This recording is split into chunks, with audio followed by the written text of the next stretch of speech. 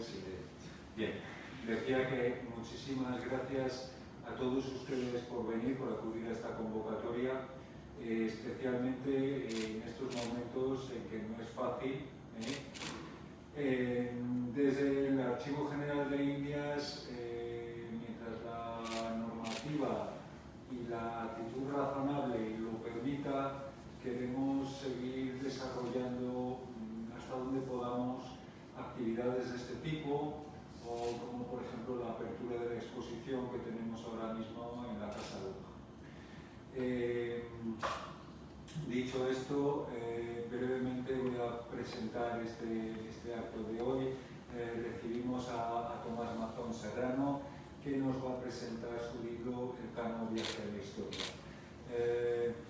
A mí no me corresponde hacer una semblanza del autor, porque mi compañero Braulio Vázquez va a ocupar este puesto ahora mismo para dirigirse a ustedes. Simplemente, además de felicitar al autor, con el que he tenido el gusto de colaborar y trabajar en algunas cuestiones y que por lo tanto ya nos conocíamos de antes, y es estas cosas que dice, uno ya sabía que su libro iba a ser bueno antes de leerlo, porque habíamos hablado de la cuestión que ocupa precisamente este volumen en varias ocasiones. Decía que aparte de presentar, yo quería hacer hincapié sobre una faceta particular de su investigación, y es cómo para la preparación de este libro ha accedido a fuentes primarias fundamentalmente, y que ha accedido a ellas en buena medida a través de Internet y a través del portal de los archivos españoles, que desde la Subdirección General de los Archivos Estatales venimos desarrollando, creo que ya podemos decir que durante las últimas décadas, podemos ya decir décadas en plural. Entonces, para nosotros es un motivo de satisfacción que ese trabajo y esa laboriosidad que implica subir toda esa información de manera estructurada y ordenada a Internet, pues se plasme o tenga como resultado final este tipo de trabajos. No me consta que no es el único, se ha producido más bibliografía de esta manera, pero esta es especialmente señalada porque guarda una relación muy estrecha con nuestra institución y sus fondos, y por supuesto con la efeméride del 5º centenario de la primera circunnavegación que nos encontramos celebrando en estos momentos, pese a las circunstancias. Y ya sin más prolegómenos, voy a ceder la palabra a Braulio Vázquez, no sin antes volver a dar mi más sincera enhorabuena a Tomás. Muchas gracias, y muchas gracias también por habernos elegido como sede de esta presentación en Sevilla.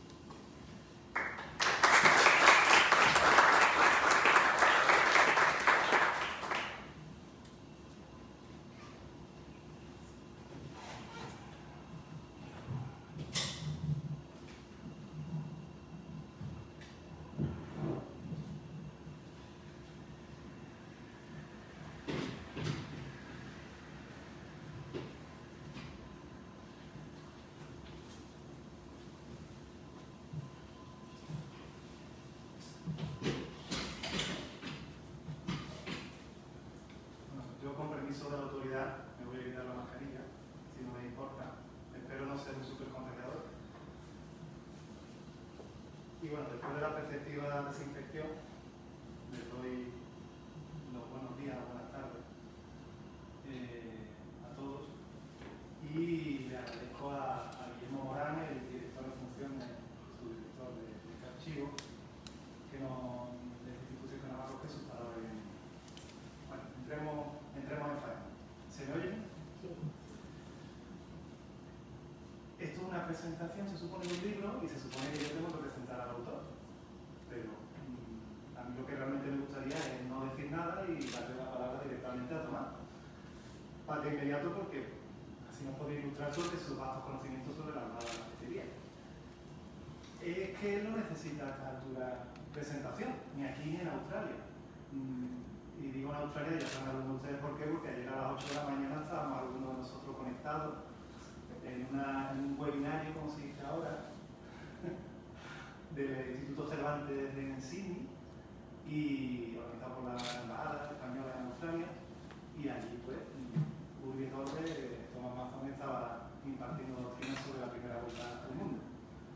Bien, esta conferencia que ha dado en Australia, bueno, a través del Instituto Cervantes en Sydney, es una muestra más de las innumerables charlas que ha ido dando a lo largo del último año y de las que vienen. Me consta que tiene algunas muy jugosas a partir de ahora.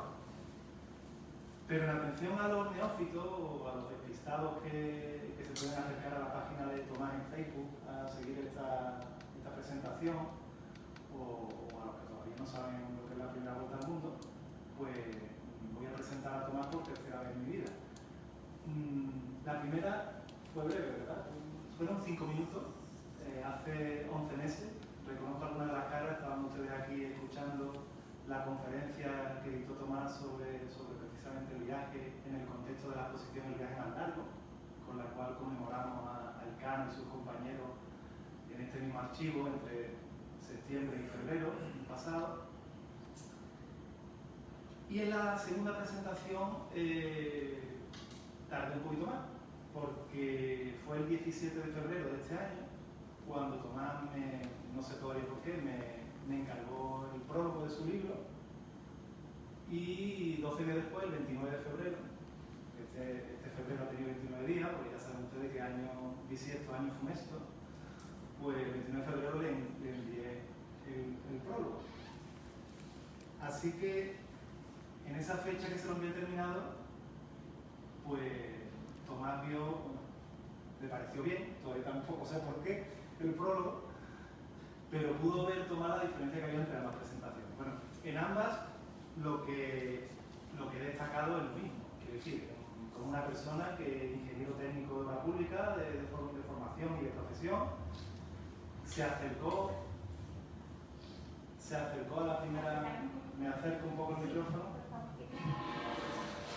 como un ingeniero técnico de obra pública, como es Tomás Mazón, por profesión y por formación, se acercó a la primera vuelta al mundo por su afición a la historia y porque oyó un podcast de, si no me equivoco, de Memorias de un tambor, ¿verdad? Y entonces, a raíz de ahí, pues empezó a investigar, a leer, no se conformó con leer las obras académicas o de divulgación, sino que fue consultando, yendo directamente a la fuente. Todavía hoy me sorprende cómo en esa página web que ustedes ya conocen, que es rutalcano.com, hace un recorrido minucioso por todas y cada una de las etapas del viaje, siguiendo el derrotero de Albo, el derrotero de la Nueva Victoria, que entregara al piloto Francisco Albo, cómo nos apabulla con un listado interminable de bibliografía y fuente, cómo nos cuenta en unas píldoras de información la historia de aquellos hombres, qué sé yo, desde el capitán general Magallanes hasta el grumete de Antón de Noya, cuyos destinos confluyen en la muerte en Magdal, precisamente, y de muchos otros. Pero es que también nos instruye sobre explicaciones teóricas de matemáticas, de cartografía, y todo esto por amor al arte. Es decir, atendiendo, como nos decían en el catecismo, aquellos que hemos tenido catequesis y tal, la primera obra de misericordia espiritual, que es enseñar al que no sabe. Porque todo esto se lo ha pagado él sin ninguna ayuda pública ni privada. Pero mientras escribía esta segunda presentación, advertí, claro, la novedad respecto a la primera, la misma novedad, que es que yo tenía entre mis manos las páginas impresas de los capítulos que él me iba mandando, ya ustedes impresas mal porque no hay que imprimir en papel, pero claro, uno tiene ya una edad, la vista cansada, etc. Y entonces pues me lo imprimo para ver mejor y tenía entre mis manos las páginas de los capítulos que me iba mandando Tomás. Y me di cuenta de que Tomás había conseguido algo todavía más arduo que la página web, que es estructurar todo ese caudal de conocimientos que había aquilatado, lo había estructurado en un todo coherente, de manera que había podido enfrentar enfrentarse a las lagunas, contradicciones, discrepancias de los testimonios de los protagonistas del viaje. Y todo ello fundamentado pues, en haberse leído absolutamente todo, y digo que sí, que absolutamente todo, lo que hay sobre crónica, bibliografía y fuentes, que todavía queda por descubrir, pero todo lo que hay, lo ha visto Tomás, sobre la primera vuelta al mundo. Pero es que son documentos, les estoy hablando no solo del Archivo de India, porque efectivamente, como bien decía Guillermo, el portal del Archivo Español está prestando un servicio esencial, y sobre todo en estos tiempos de pandemia, en el que la investigación en directo se dificulta tanto, es que no solo el Archivo de India, es que el Archivo Nacional Datorno Tombo, el Archivo Nacional Portugués, la Biblioteca Nacional de España, ¿qué más? Pues el Archivo Histórico Provincial de Sevilla también, ¿verdad? El Archivo Histórico de Euskadi, del País Vasco, pues le ha permitido acercarse a las fuentes de primera mano y a todo color, casi, como si, hombre, no te emocionó tanto como cuando pudiste ver de cerca el derrotero o la carta de nuestro amigo Gómez de Espinosa, pero ha podido casi palpar la historia en su documento. Bien, a fuerza de enfrentarse a toda esta acumulación de fuentes y de bibliografía, y sobre todo aplicando con rigor el método científico, que para él es tan familiar, yo he tenido la fortuna de presenciar cómo él se ha convertido en un auténtico historiador. O sea, lo que empezó como una afición, como un acto divulgativo, pues muy loable, pero un poquito a tranque y barranca, la acumulación y tal, ¿no? Él ha adquirido una formación de historiador y no sé cuántas horas, porque he sido testigo, digo, no solo porque, en fin, lo poco que nos hayamos visto personalmente, pero cuántas horas habremos podido echar nosotros de correo electrónico, de mensajes de WhatsApp, sobre todo, mientras él estaba de vuelta del trabajo, mientras yo estaba bañando a los niños, ahí intercambiando WhatsApp sobre tal o cual documento, que es que ha aparecido en Torre de Otombo este documento, que era conocido pero he redescubierto y esto no se le ha prestado atención, o esta duda para lograrse. Se están dando cuenta de que somos amigos, ¿no? Sí, bueno, eso ya lo comentaremos luego. En definitiva, que para mí ha sido una ocasión única de ver cómo se gestaba esta obra. Hay algo más que comentar de este libro.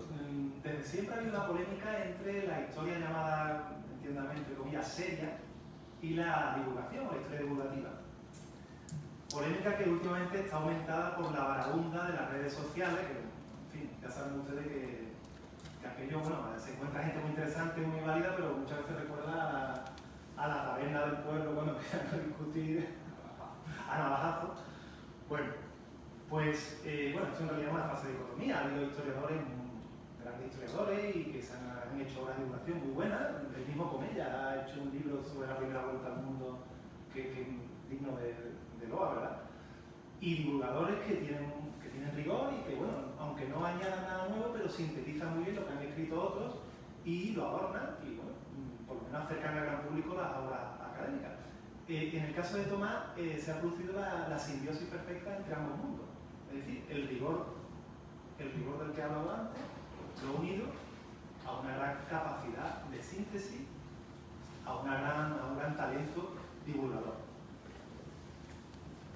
También le ha ayudado la ventaja, y entiéndanme los historiadores profesionales, de que al venir de un mundo no académico, muchas veces, yo como historiador me incluyo, muchas veces uno lo que estudia, los textos con los que se ha formado, es muy difícil desprenderse de ideas preconcebidas, de teorías que uno no sabe muy bien dónde han tenido origen, y Tomás, en cambio, que venía con una mirada desprejuiciada, pues se ha acercado a la fuente directamente y no ha tenido empacho en discutir tal o cual teoría, independientemente de quién la formula. Y eso también le aporta valor a esta obra. Y por último, quiero destacar lo siguiente. Es que Tomás escribe muy bien. Es que lo cuenta todo con un gran pulso literario. Estábamos hablando antes, ¿verdad, Susana?, de cómo se bebe uno el libro. Y con ese talento se nace o no. Independientemente de que cada escritor tiene un margen de mejora técnico, ¿no? pero es un talento con el que se nace. Entonces, de esta simbiosis de talento literario, de rigor científico y de habilidad para sintetizar y divulgar, pues ha nacido este libro. Y lo digo en el prólogo.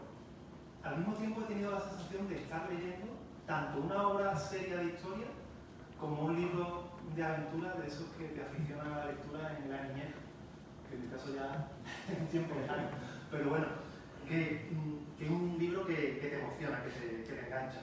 Y es posible, decía antes Tomás, es que somos amigos, bueno, es posible, ¿qué va a decir el que le ha escrito el prólogo, que es amigo suyo, bueno, y ahora pues irán de caña y tal, no. Bueno, sí, nos iremos de caña, pero no es esa la cuestión. La cuestión está en que leanse ustedes cualquier reseña, cualquiera, que haya salido en los medios de comunicación, en las revistas especializadas, sobre el libro de Tomás. Y comparen lo que yo estoy diciendo, porque a mí se me nota el cariño, quizás, ¿no? la vehemencia, pero comparen lo que he dicho con lo que dice. No hay ni una que le ponga un pelo a la obra de Tomás. Como decía, no quiero extenderme. Es preferible darle la palabra a Tomás. Quería de todas formas antes proponerle que en lugar de, como hizo en el Naval, ¿no?, hablar un poco de todo el viaje, a mí me interesaría, bueno, tanto que respondiera a preguntas mías, de lo que todavía me quedan, parece mentira, pero todavía me quedan cosas que me tiene que aclarar, como de los asistentes en directo a este acto, como incluso ahora nos conectaremos al canal de Facebook donde se está retransmitiendo la presentación, para que podamos ver las dudas que se le plantean a los espectadores, ¿no? A mí en particular me llaman la atención varios puntos que en el libro son novedosos respecto al relato habitual. No les adelanto mucho, pero el porqué, por ejemplo, de que Magallanes ocultara la ruta al principio a sus capitanes, que eso provocó un montón de problemas con Juan de Cartagena y con los otros, ¿no?, con Mendoza y tal, y Quesada.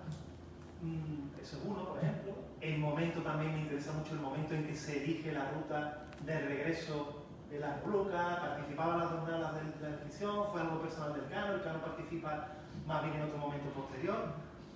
Y bueno, y tengo siempre, bueno, eso no es una duda, es una admiración de cómo con el derrotero de algo, solo con el derrotero de algo, se puede trasplantar a un mapa de Google Earth ese itinerario tan detallado en el que va notando dónde estaban, quién moría, qué sucedía, qué acontecimiento más impactante o más interesante sucedió en ese momento. Entonces, de todos esos temas y otros que ustedes pueden plantear, pues tenemos ahora, una vez que Tomás, si tiene a bien, responda algo a lo que yo he dicho, pues le daremos la palabra a todos ustedes. Muchas gracias.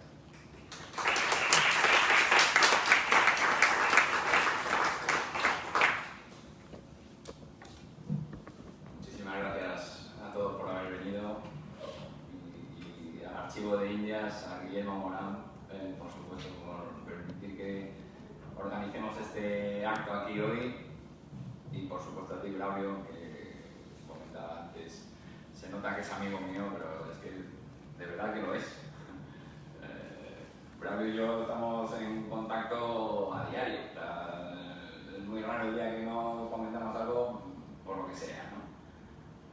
Y me ha acompañado Braulio en este viaje mío a la historia de la primera vuelta al mundo.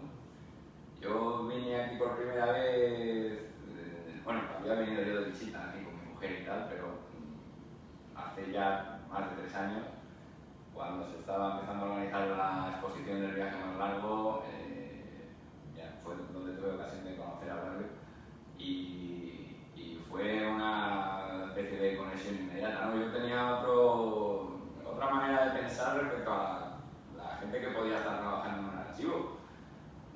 A mí me sorprendió mucho el vasto conocimiento que tenía de la documentación aquí archivada, porque yo al final me he ocupado de estudiar una parte mínima de la documentación que hay aquí, y cuando empezamos a hablar sobre la historia de la primera vuelta al mundo, pues me di cuenta que sabía más que yo. Digo, madre mía, pues como esto lo extrapole a todo lo que hay aquí, qué cerebro, ¿no? En fin, no solo el archivero, el historiador y buscador de la verdad, ¿no? Tratar de conseguir averiguar cuál fue la verdad de aquel viaje. Yo creo que en definitiva eso es lo que nos motiva, ¿no?, a seguir leyendo sobre aquella gente. Y creo que no motiva además el hecho de ir dándose cuenta uno conforme avanza en el estudio de las fuentes que aquella gente de los héroes de la especiería, que me gusta llamarles, no te defraudan nunca. O sea, siempre conforme vas conociendo detalles sobre ellos, lo que ya de un principio te parecía un logro importante, termina por ganar siempre algún valor más o resulta más heroico o resulta una decisión mejor tomada incluso o mejor motivada, ¿no? En el momento que se tomó. Todo este estudio que en mí nació como algo espontáneo y que sin otro fin más que mi propio disfrute por conocer la historia, empecé a trasladar la página web, esta de Ruta Alcano, y eso, yo pensaba que esto sería un tema que gustaría a muy poca gente. Yo no oía por entonces prácticamente que se hablara de esto, era antes de que se empezara a conmemorar el 5 centenario, ¿no? Y sin embargo la respuesta que tuvo ya desde el primer momento, lo primero que empecé a publicar por internet fue muy buena, y eso a día de hoy sigue siendo así. Y es también un estímulo muy grande que yo he encontrado en ellos, la gran respuesta de la gente siempre a todas estas publicaciones que he ido haciendo a través de internet. Todo eso ha ido haciendo que la pelota haya ido creciendo de una manera, yo creo que natural, casi sin proponérmelo yo mismo, ¿no? A mí verdaderamente lo que me gusta es sentarme por las noches con mi documento escaneado en pares y leer de su puño y letra lo que ellos contaban, ¿no? Y tratar de componer en mi cabeza la idea cada vez más afinada de cuál pudo ser la realidad de lo que pasó en aquel viaje. Y lo que pasa es que también he ido disfrutando, compartiendo lo que yo iba encontrando sobre ello, y la gente, los demás, me habéis arrastrado aquí. Y el libro es una conclusión de ello. Bueno, una conclusión no porque sea lo último que haga sobre ello, porque yo disfruto con esto y pues no sé, seguiré haciendo cosas por internet o quién sabe si escribiendo otro, ¿no? Pero me refiero a que bajo este formato de libro he sido capaz de desarrollar la historia de la expedición de una manera que hasta ahora no había podido por los formatos que acostumbro a utilizar, y he tenido ocasión también yo de profundizar en ciertos detalles que a lo mejor me gustaban menos o me interesaban menos. Siempre me ha interesado mucho más la parte del regreso del campo, ¿no? Quizá porque es más desconocido o hay menos fuentes que hablen de él. A mí me ha parecido verdaderamente heroico, absolutamente, ese regreso del campo. O sea, es la voluntad y la determinación inquebrantable de tratar de dar la vuelta al mundo. Esa es la conclusión clara a la que yo llego por los textos que hay sobre esto. Y eso me parece absolutamente increíble. Luego, además, vas viendo la dureza que tenía aquella travesía, pese a todos los males que estaban padeciendo, esa firmeza, ¿no? De no desistir nunca acercarse a la costa, tratar de descansar, siempre hacia adelante. De lo poco que se cuenta de aquella travesía, esa voluntad de trascender, decidimos por honor hacer todo lo que estuvo en nuestra mano por volver a España. Esa voluntad de servicio al rey también, esa sensación que transmiten de que están haciendo un servicio en una armada de la corona, que no era para ellos lo acostumbrado, ¿no? En fin, te transmite unos valores altos que además pues es precioso poderlos evocar. La historia previa, la mitad de la parte de Magallanes, tiene determinados capítulos que a mí no me han interesado especialmente. El motín de San Julián, cosas así, que ciertas fuentes muy importantes pasan de puntillas sobre ello, y hay que meterse además en documentos muy específicos para profundizar en esas cuestiones. Pues bueno, he profundizado en ellas realmente a la hora de querer abordar un libro que, hombre, debería contar también esos detalles, ¿no? Entonces, a la hora de escribir el libro y de narrar la historia y Braulio, yo aprendí a tratar de ser fino, de afinar en lo que cuando uno escribe, ¿no? Me invitó a participar en la redacción de un capítulo del catálogo de las exposiciones de viaje más largo, y aquello a mí me sirvió de aprendizaje, ¿no? Las revisiones de aquel texto, el procurar ser exacto y meticuloso cuando uno escribe, ¿no? Y yo, como simple aprendiz, pero he tratado de utilizar esas maneras también en el libro. Entonces, después de haber tenido ya ciertos capítulos que daba por terminados, siguiendo revisando y tratando de asegurarme en eso de buscar ser fino, llegas a encontrar incluso cosas que hacía mucho tiempo que no habías leído en las fuentes, ¿no? Fuentes que conocías, que habías leído, pero claro, son cientos de ellas las que hay. Pues había cosas que ya se hacía tiempo que habías leído y no las tienes frescas. Y en el momento de tener compuesta la historia, cuando te lees cierta documentación, te das cuenta de que la perspectiva puede ser diferente a la que tú has abordado o has desarrollado, ¿no? No solo tú, sino incluso en general, ¿no? Que nos ha venido dada una manera de contar la historia que quizá no responde bien a determinadas fuentes. Eso es lo que me pasó en concreto con la decisión de todo lo que desembocó en el motín del puerto de San Julián y los problemas que hubo entre Magallanes y Juan de Cartagena por la derrota que se siguió en el Océano Atlántico. Y todo fue a raíz de una nota en un documento, en un testimonio que se escribió Juan López de Recalde de la Casa de Contratación, después de que regresaran aquí aquella gente de la nao San Antonio, que puso rumbo de vuelta a España desde el Estrecho de Magallanes y dejó apuntado lo que ellos decían, ¿no? O contaban. Y decían que es que cuando se detuvieron en el puerto de San Julián se requirió a Magallanes que dejara de navegar por aquella costa estéril y sin provecho, que de una vez se dirigiera, tal como les había dicho, a las Molucas por el Cabo de Buena Esperanza y la isla de San Lorenzo, la isla de Madagascar.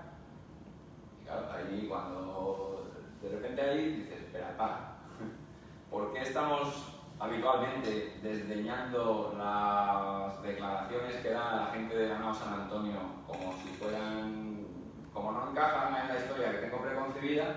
Pues sería mentira, ¿no? Estos de la San Antonio que no sabían ni qué inventarse con tal de que no les tuviera a ellos consecuencia la decisión esta de volver desde el estrecho. Pues no, los de la San Antonio quizás actuaron como mejor creían que debían actuar. ¿Y por qué no dar crédito a lo que ellos decían? Y si ellos cuando volvieron decían que se enfrentaron a Magallanes por el hecho de que les había engañado en la derrota seguida hasta entonces, quise buscar en el resto de fuentes que había que lo confirmaran o lo desmentieran. Y es que resulta que en la primera página de la relación de Pigafetta lo primero que nos dice es que Magallanes quiso mantener oculta su derrota, su verdadera intención de llegar a la especiería por temor a que la gente que iba con él se asustara.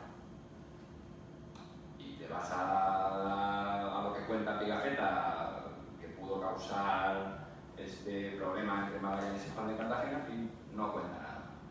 Despacha en 4 líneas el motín de San Julián. Y empiezas a hacerte las relaciones, o sea, todas las fuentes. Eso fue, ese día yo me acuerdo que tenía fiebre. Y estaba en casa, sí que no pude ir a trabajar. Y tuve esa idea y me dediqué a revisar todas las fuentes que yo conocía que pudieran hablar de esta cuestión. Y encontré que ninguna lo desmentía.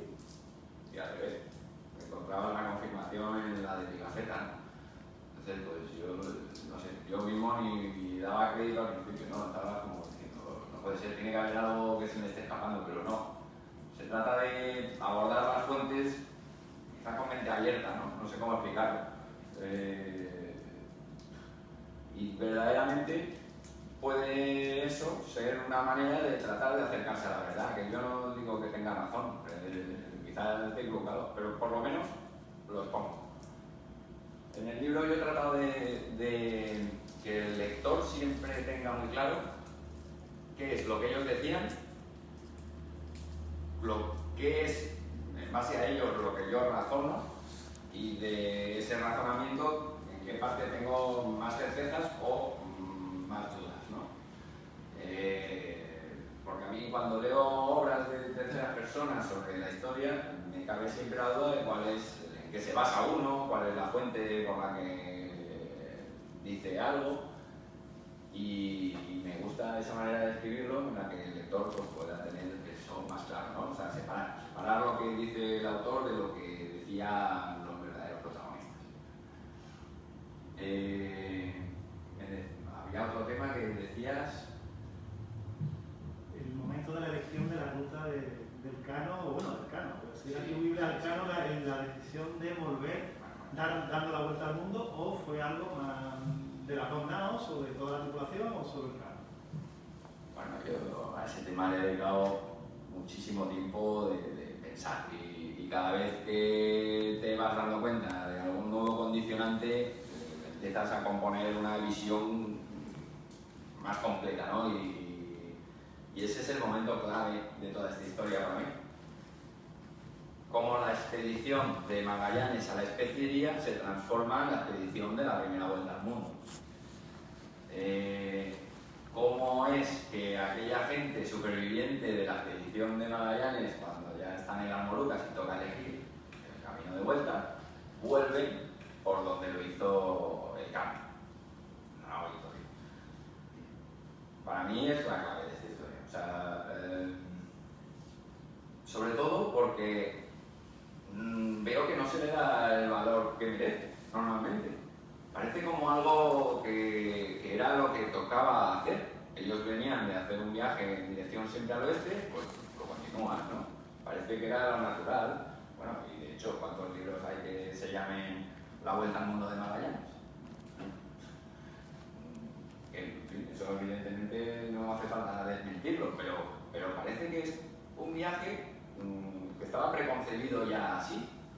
Y no, este viaje fue de la vuelta al mundo porque quisieron ellos, y quisieron por trascender, porque sabían que iban a hacer algo grande, no porque fuera ni la opción más cómoda, ni más segura, ni más fácil que pudieron tomar cuando estaban allí al otro lado del mundo y tenían que elegir por dónde volver.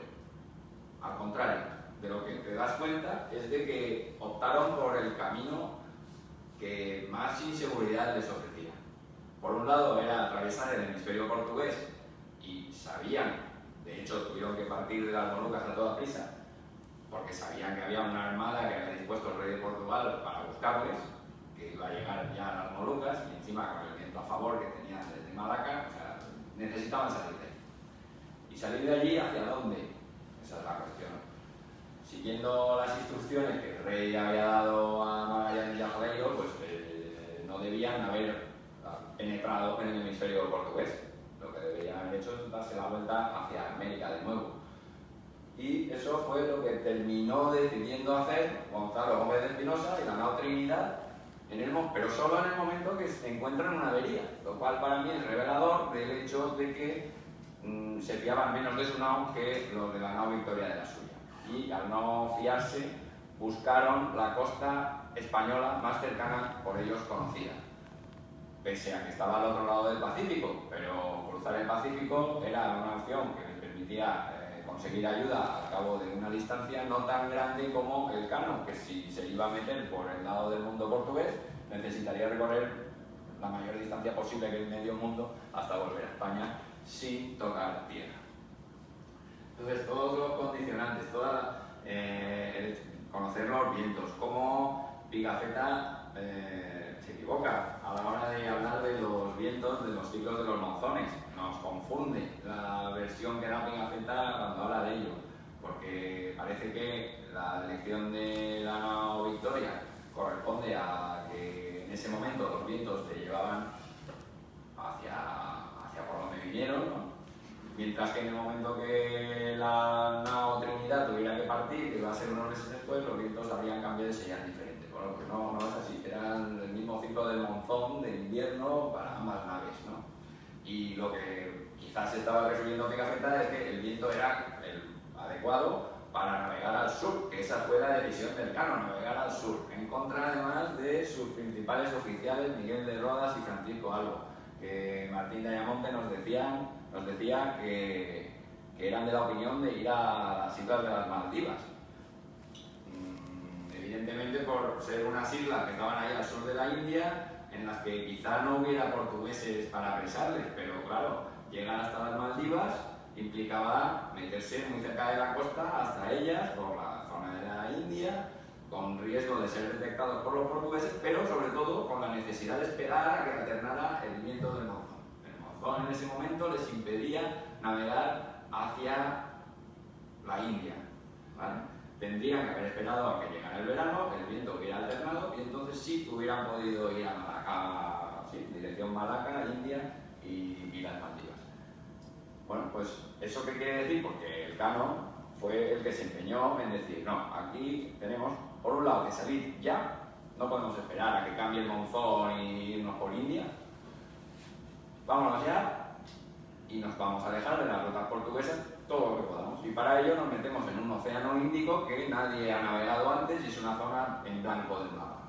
En blanco del mapa y con un conocimiento del tamaño del mundo, porque evidentemente no era exacto, ¿no? Así que ahí que se meten y se dirigen primero al sur, hasta Timor, y bueno, y luego da lugar a esa navegación del Índico que a mí siempre me ha parecido tan épica, ¿no? Porque da el Cano, aparte de ese valor como grandísimo marino, grandísimo técnico, ¿no? Ya no solo la capacidad de sufrimiento, sino ser capaz de navegar por allí con aquellas tormentas, aquellas semanas enteras que pasaban al través, sin más opciones que poner proa a la ola y estar allí a la espera de que amainara, sabiendo que le esperaba el temido Cabo de Buena Esperanza. En fin, es épico, absolutamente épico. Y saber que, darte cuenta de que el Cano estaba allí, el Cano y su gente, por honor. Es que esa parte enriquece esta historia muchísimo, ¿no? O sea, esa determinación de decir, no, yo es que vengo por aquí no por salvar mi vida, porque crea que esta es la manera en la que más fácil lo tengo, para seguir vivo. No es por eso. Es porque querían dar la vuelta al mundo y ser los primeros. Bueno, mientras vemos si hay alguna pregunta del canal de Facebook y tal, vamos a darle la palabra a aquellos de ustedes que quieran plantear alguna pregunta, algún comentario. ¿Alguien? Sí, Enriqueta. Perdóname que sea yo la primera que hable porque es que tengo que irme, pero me ha llamado mucho la atención en tu exposición que tú das por hecho desde el primer momento que el Cano pretendió dar la vuelta al mundo. Ya. Yo tengo creído que él se dio cuenta que había dado la vuelta al mundo cuando ya estaba en Cabo Verde y cuando estaba llegando, y sobre todo cuando llega a Sanlúcar y se encuentra que han ganado un día. Entonces ha dicho, fue lo primero que hizo, escribir la red diciendo, y hemos circunnavegado por primera vez la Tierra.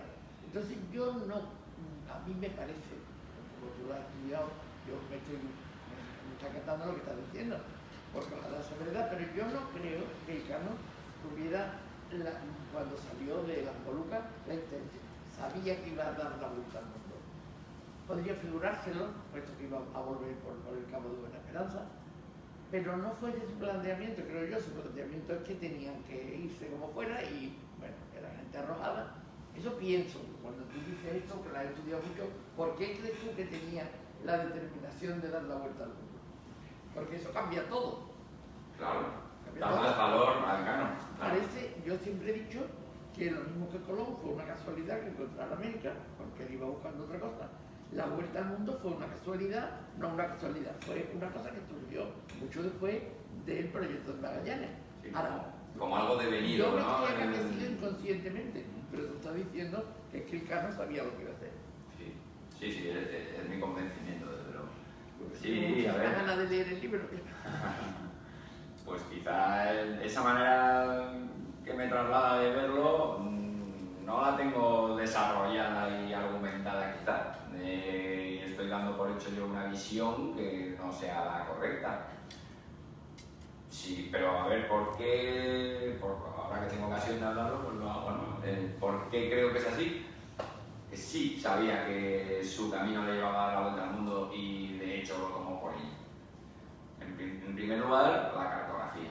La cartografía que ellos portaban, pues hombre, por la cartografía previa hasta 1519, en especial el Mapamundi, el Kunstmann 4, que se atribuye a Jorge y Pedro Reinel, que la crónica de Castañeda confirma que Magallanes había encargado a Jorge y Pedro Reinel un Mapamundi para enseñárselo al rey, que coincide ese Mapamundi con los datos geográficos que proporciona el memorial que está aquí atribuido a Magallanes, en el que no solo da una serie de lugares geográficos y de datos geográficos, sino que lo hace al rey, y diciendo que quizá después de su viaje, si él falleciera, el rey de Portugal quisiera cortar las distancias y los cabos para conseguir convencer de que las Molucas caían en su demarcación portuguesa y no en la castellana como Magallanes estaba convencido. En fin, sobre todo ese mapa, y bueno, los anteriores, ¿no?, describen perfectamente todos los conocimientos portugueses en África y en Asia. Claro. Eso es lo que Ellos... siempre yo había yo pensado, y lo que he leído, es que se eligió esa ruta precisamente porque era una ruta ya conocida de vuelta, porque la habían hecho los portugueses, pero sí, a lo mejor lo hizo para dar la vuelta al mundo, que ya es conocido. Claro, vamos a ver. Hay autores que dicen, el Cano volvió por la ruta conocida. Yo no estoy de acuerdo. Volvió por la parte del mundo conocida, aunque en una zona en concreto ignota, como era el Índico Sur. Esa fue la gran proeza. Y esa es una gran proeza per se. Que eso lo hiciera para dar la vuelta al mundo o lo hiciera para llegar antes, ¿no? Para llegar. Bueno, pues es que lo que trato, eso sí, que trato de razonarlo, sobre todo tomando como base lo que pasó con la Nao Trinidad. Es que no me puedo olvidar de que allá había otra nao y no hizo lo mismo. O sea, si era la parte fácil, la conocida, o sea, cualquier argumento por el que pensemos que el Cano tomó la decisión esa porque era más conveniente, ¿por qué no la adoptó la Trinidad? Perdón, la Nao Trinidad no salió inmediatamente después de 4 la meses, victoria. 3 meses y medio después, sí. Pero la apresaron tardó un tiempo en volver, tengo yo entendido. Zarpó el 6 de abril, zarpó, ¿no? Es una teoría porque no se pudo meter en la mente del Cano. Bueno, tú sí te has metido, por eso digo que estoy deseando He tratado leer el libro. de conseguir meterme, ¿no? Vamos a ver, la Nao Victoria zarpó de las Molucas el 21 de diciembre del 21 y la Nao Trinidad el 6 de abril del 22. El ciclo de vientos en las Molucas en ambas fechas era el mismo, ¿vale? O sea, eran vientos del oeste. Así que, ¿por qué uno se va para un lado y otro a otro? O sea, ¿y por qué la nao averiada se va al Pacífico y la nao, que bueno, tampoco es que estuviera en buenas condiciones, que estaba tal de bromas como Dios quería, decía el Cano, ¿no? Pero, y achicando con la bomba 12 veces de día y 12 veces de noche, en fin, también estaban mal, pero ¿por qué? Porque se van al lado contrario, porque era el conocido, con los de la Trinidad, ¿qué pasa? ¿Por qué se van a los de la Trinidad por una parte difícil entonces, con su nao averiada? No entiendo. O sea, creo que o sea, no nos podemos olvidar de que la Trinidad hizo eso bajo las mismas circunstancias climatológicas, muy aproximadas, del mismo ciclo de vientos que la nao Victoria. Y entonces eso nos puede hacer cambiar el chip, a mí me lo hace, ¿no? Sin ese dato, efectivamente yo no sabría realmente si ellos tomaban ese camino como mejor o como peor, pero el hecho de que una nao con un problema estructural gravísimo que les obligó a carenarla en seco durante 3 meses y medio, tomara otra vía diferente, me hace pensar que esa razón fue por la fiabilidad de la nao. El Cano pudo decir, no, mira, vosotros yo por donde queráis, que yo por el Pacífico ese ya no vuelvo ni así me maten, ¿no? Porque los vientos que me han traído hasta aquí son han sido favorables, los vientos del Pacífico fueron siempre favorables. Y a lo mejor hay personas que opinan que el Cano lo que tuvo es la intuición de decir yo al Pacífico no voy por eso, ¿no? Porque ahora a saber qué viento me voy a encontrar y en qué boca del lobo me voy a meter. Bueno, pues es que las fuentes nos hablan de que esa decisión de que una nao fuera hacia un lado y la otra hacia otro se tomó en conjunto. Es decir, los 105 hombres que había allí tomaron de manera conjunta la decisión de separarse, de tomar esas vías diferentes. ¿Por qué entonces los de la Trinidad no podemos decir que no pensaran así? O sea, si verdaderamente estaban convencidos de ello y veían en ello un riesgo extremo, no habrían tomado ese camino, pese a que en realidad sí era un riesgo extremo y llegó de hecho a fracasar, ¿no? Pero ¿qué pasa? ¿Que los de la Trinidad eran malos y los de la Victoria buenos? De esa visión sí que me he querido alejar por completo. O sea, y hay autores que la tienen, ¿eh? Y lo cual a mí Yo no voy a eso. No, va a lo de la determinación del Cano. Lo que es clave, si el Cano hizo ese viaje así para dar la vuelta al mundo, sí, o se encontró porque había dado la vuelta al mundo. Eso es lo que se viene diciendo desde hace mucho tiempo, claro. Sí, pero sobre todo por la carta que le escribe al rey. Si no, en la carta le podía haber dicho al rey, yo me propuse hacer para su majestad a dar la vuelta al mundo. No. Eso hemos conseguido, no como un propósito suyo, sino que al final bueno, esa es lo que dicen más o menos los libros que yo he leído. Pero es que eso es una interpretación de la carta. Claro. No es lo que pone la carta. La carta detalla muy brevemente lo que han conseguido durante el viaje y le dice al final al rey, más saberá tu alta majestad que lo que más hemos de estimar y tener es que hemos dado la vuelta al mundo. Es decir, haber descubierto el estrecho, haber atravesado un océano Pacífico desconocido, haber llegado a las Islas de las Especias, que eran el objetivo del viaje, decirle además que son de la demarcación castellana, que era lo que usted nos mandaba, comprobar que esto era así. Eso no es lo importante. Lo importante es que he dado la vuelta al mundo. Eso no quiere decir que el Cano se encontrara con que la vuelta al mundo la había dado al llegar a Cabo Verde. No, al revés. A mí me confirma que él no tuvo otra voluntad más que dar la vuelta al mundo. Claro. No, esa frase y esa carta a mí no me hacen ver, no la interpreto como que fue algo devenido lo de la vuelta al mundo, ¿no? Y es que primero quise descubrir el estrecho, luego me encontré con el Pacífico y fui dando pasos que me trajeron aquí otra vez de vuelta y no sé ni cómo he llegado. Sabía que por aquí se podía volver, porque claro, ya estaba la carta.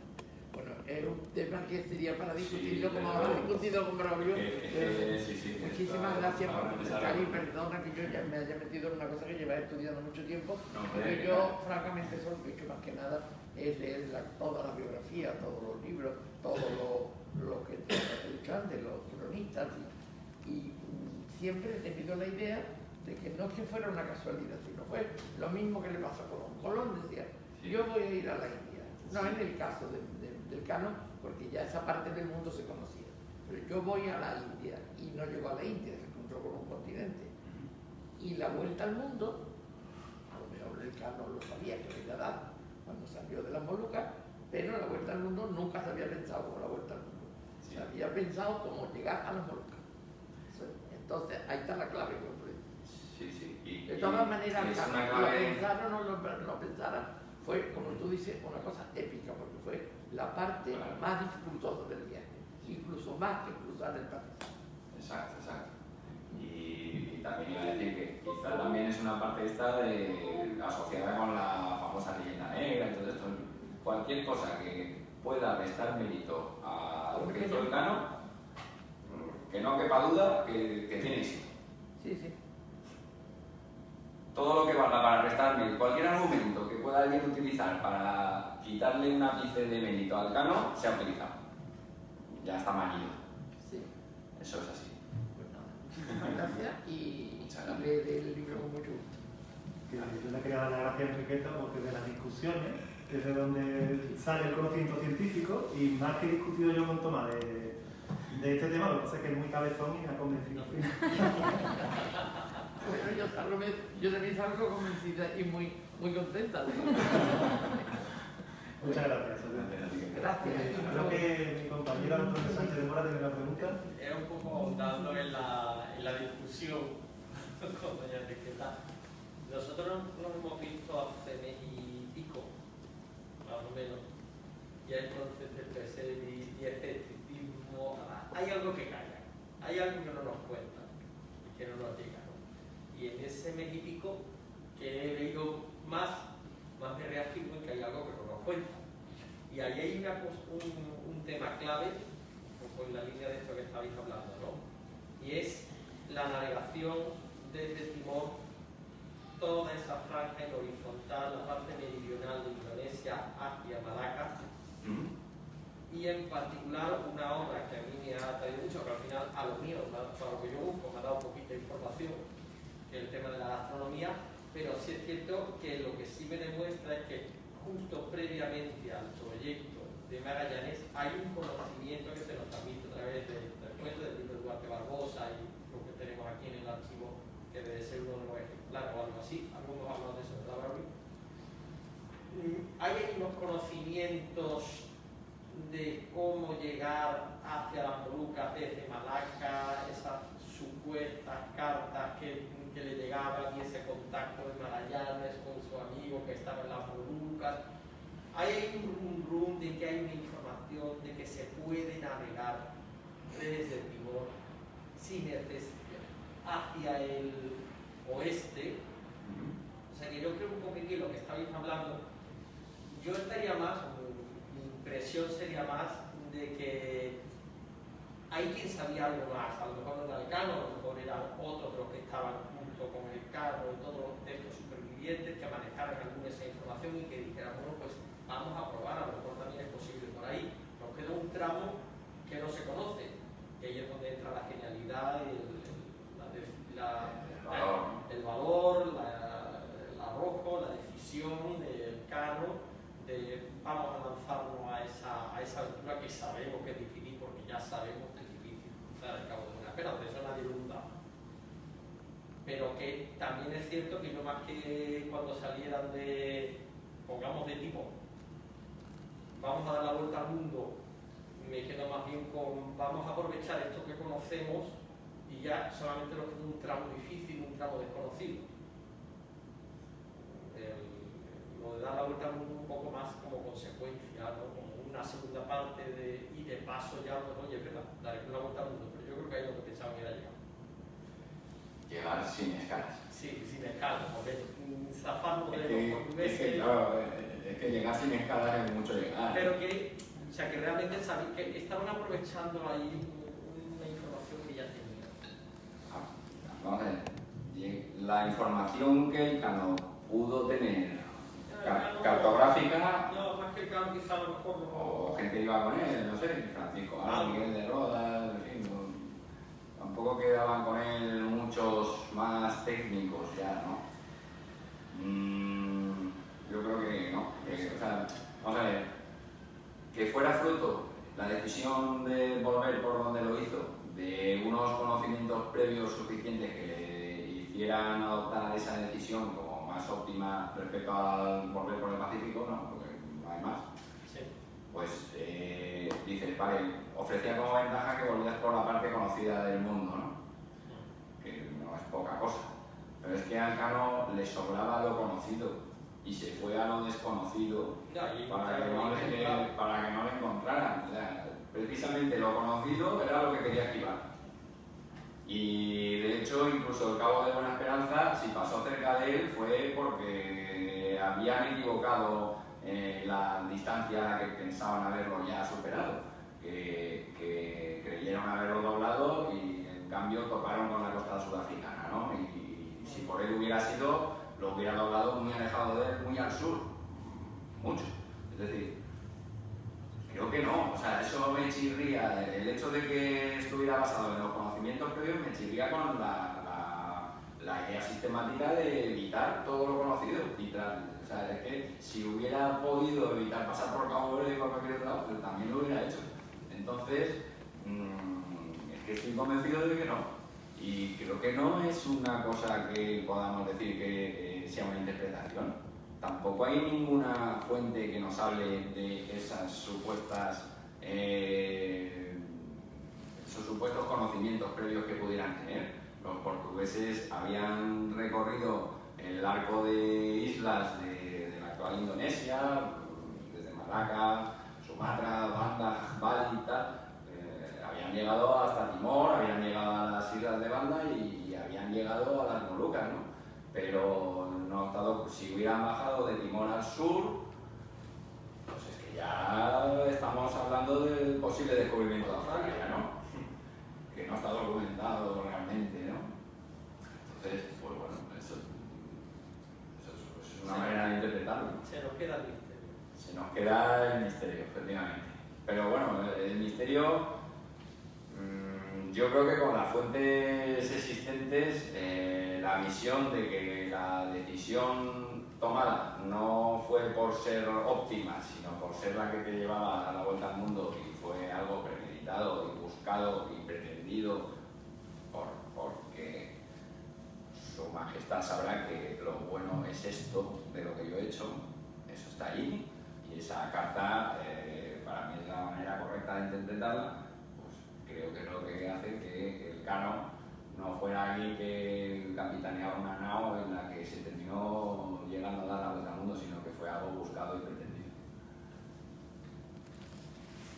Bueno, en la página de Facebook, como lo que hay están los fanboys y fangirls de Tomás diciendo tanto en portugués como en castellano, Ana Príncipe, que libro escrito que aprendiendo móvil de una forma simple. Entonces, aquí María Fanconi, que enhorabuena, alguien que debe ser primo tuyo también, Tomás Mazón Martínez, Señor Paz. Sebastián Cardenete, que ha aprendido mucho con el libro. Entonces, como no hay preguntas, si hay alguna pregunta aquí o algún comentario más en la sala. Una pregunta, Tomás. Aparte de Magallanes, del Cano y de Pigafetta, que son los más conocidos, ¿qué otro personaje que participó en la expedición te ha llamado a ti especialmente la atención? Es una pregunta muy bonita de responder. Si no se ha escuchado, ¿qué otro, aparte de los famosos Magallanes, el Cano tal, qué otros personajes de esta historia a mí me han llamado la atención? Y es que me han llamado la atención, a lo mejor desde el último grumete, resulta que hace algo épico, ¿no? O algo que te causa emoción, ¿no? Es que esto se observa en mucha gente de la Armada de la Especiería, ¿no? Siempre hablo de, por ejemplo, uno que embarcó y se apuntó como esclavo de Magallanes, Jorge Morisco se llamaba. Y Jorge Morisco no tiene ningún papel relevante a lo largo de ningún episodio de la historia de la expedición, pero fue uno de los que quedaron con la nao Trinidad allí en las Molucas para tratar de volver por el Pacífico. Y cuando se despedía de la nao, de la gente, de sus compañeros de la nao Victoria, entregó a Elcano una palma de artesanía hecha con hilo y clavo para que le fuera entregada a la mujer, a la esposa, a Beatriz Barbosa, la mujer de Magallanes, como recuerdo suyo, ¿no? Y de su marido. Ella iba a recibir la noticia de la muerte de su marido y quiso por lo menos aliviársela, ¿no? Diciendo, este recuerdo es mío. Y eso lo sabemos por un documento que hay aquí, una simple nota de los oficiales de la casa de contratación que apuntaban todo lo que se descargó de la nao Victoria y viene una pequeña nota que dice: el capitán Juan Sebastián del Cano, en persona el capitán, entregó esa palma de parte de Jorge Morisco para Beatriz Barbosa. Beatriz Barbosa, por desgracia, había fallecido recientemente y ahí quedó esa palma, no sabemos más de ella. Pero es un ejemplo de que hasta la persona que menos papel trascendente puede tener en esta historia puede llegar a encontrar algo que te emocione verdaderamente sobre él. Y pasa con mucha gente. Sobre la última persona que estoy leyendo, lo más reciente de lo que me he estado dedicando mucho tiempo a leer es sobre la historia de Martín Méndez, escribano, que vino a la nao Victoria, pero fue uno de los que quedaron en Cabo Verde, presos. ocurrió después cuando se embarcó con la expedición de Sebastián Caboto, cómo le dejó Sebastián Caboto a mala fe en una isla, abandonado allí, cómo después su familia, primero su madre, escribe al rey protestando, pidiendo justicia hacia Sebastián Caboto de que había matado a su hijo, que lo había dejado en una isla allí para que se lo comieran los caníbales.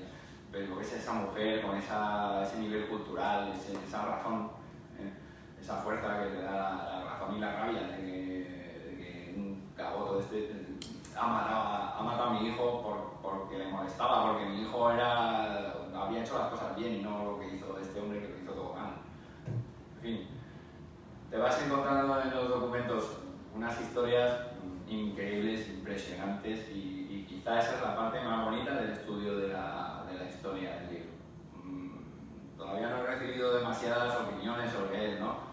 Pero sí que hay varias que me dicen que es un libro que se emociona uno cuando lo lee. Y yo creo que este componente de dar vida, rescatar del olvido a personajes anónimos, ¿no? Y de darnos cuenta de que no son ni más ni menos que personas normales, no eran superhéroes, no eran, en fin, eran como nosotros, pero con unos valores muy férreos y que les llevaban a hacer cosas además, pues que nos emocionan. Es un lujo darse cuenta de que se está ahí escrito. Bueno, tenemos que ir terminando, pero si hay alguna intervención más que quieran hacer. Todo claro, ¿verdad? Nada. El que no lo tenga, comprarse el libro. Y el que lo tenga, pues lo puede leer o releer porque merece mucho la pena. A mí me ha pasado que cuando lo termina, como les decía, como cuando te termina, pues yo qué sé, la Isla del Tesoro, y oye, pues yo me quiero volver a montar en la española, ¿no? Con Hawkins y el señor Trelawney y compañía, ¿no? Muchas gracias, Tomás, por haber asistido a esta presentación y haberla hecho aquí en el archivo. Muchas gracias al Archivo de India por haber permitido el acto en estos difíciles tiempos. Y ya sabes que esta es tu casa y esta es su casa también. Muchas gracias. Hay una pregunta en... Ay, perdón, sí. perdón, antes de los aplausos. Hay una pregunta, no sé si a ti te sale ahí en la pantalla, de María... No me ha salido, pues lo tendré. Transmítela tú. Sí. Dice, en el Río de la Plata, cuando Magallanes hizo aquella depuración, no tocó el Cano. ¿Sabe por qué? Sí, que Magallanes, digamos que no tocó al Cano cuando la rebelión de San Julián, entiendo que es la pregunta. Que si se sabe por qué. Bueno, pues hay dos versiones del por qué. Por un lado, se nos dice que Magallanes habían sido muchos los amotinados y si castigaba o ahorcaba, sentenciaba a muerte a todos, pues que se iba a quedar sin gente suficiente para el gobierno de Lanao. Esa es la versión que más ha triunfado, pero la de Ginés de Mafra decía que los condenó a todos a muerte y fue el resto de la gente la que se opuso a una crueldad tan grande y los que convencieron a Magallanes de que eso no lo podía hacer. ¿Cuál es la realidad? Pues bueno, ya cada uno que piense lo que quiera. Yo no tengo opinión.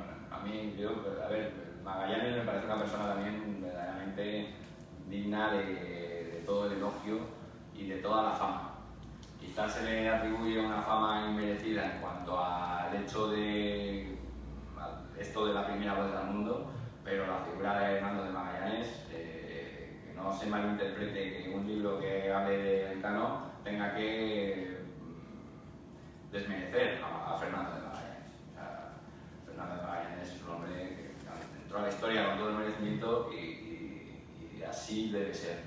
Pero lo único cierto es que el Cano no merece, creo, quedar relegado por debajo de Magallanes. Y al menos a su misma altura deberíamos tener.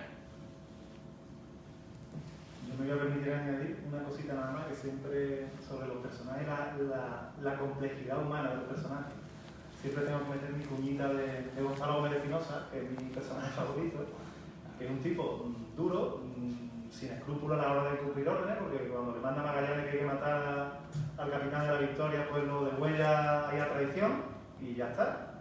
Pero es uno de los que habla en favor de que no mate ni al Cano ni a los otros 40. Porque una cosa, ya hemos aplacado el motín, pero aquí la tripulación, cada hombre es importante y después se lleva estupendamente con el Cano cuando llega la hora de la verdad en la Molucca y bueno, ahí hacen todos piña una vez que ha empezado toda esa aventura, los crímenes, la batalla de Martán, el crimen del banquete de Cebú, y ahí la tripulación realmente es una al final de la expedición. Hacen una piña. Y la figura relevante de Gonzalo Gómez de Espinosa es clave en la historia de este viaje. Yo lo siento así, si todo el trabajo mío dedicado a la historia de la primera vuelta al mundo sirve para que Gonzalo Gómez de Espinosa cobre una visibilidad que no ha tenido, para mí habrá estado bien empleado todo el esfuerzo. O sea, Gonzalo Gómez de Espinosa es un capitán que merece estatuas en cualquier sitio. O sea, creo que no solo lo que hizo, sino la injusticia con la que se le ha tratado, son ambos factores que hacen que tengamos que tenerlo siempre presente. La capacidad de sacrificio, el esfuerzo y esa determinación de nunca abandonar, siempre ese orgullo del servicio al rey, esa carta que escribió estando preso en la India. Es que estamos hablando de personas de una valía extraordinaria, son de talla descomunal. O sea, que no sean personas relevantes para la historia, que Gonzalo Gómez de Espinosa no consiguió nada para poder escribir en un libro con letras de oro, ¿no? Como el Cano sí. Gonzalo Gómez de Espinosa no, pero conozcámosle, que son historias de gente que verdaderamente vale la pena. Bueno, ahora sí nos tenemos que... Y hay una de José Arias que dice que para cuándo otra conferencia y dónde. Pues mira, justamente me alegro, bueno, lo que, por si no has sabido, lo que transmitía era que para cuándo otra conferencia y dónde. Yo le iba a decir a Tomás que ojalá fuera aquí muy pronto, ¿no? Dado estas circunstancias. Como decía antes, está en su casa, y a ver si pronto podemos hacer aquí algo. Pero la próxima que tienes tú, Tomás, ¿dónde y por qué medio?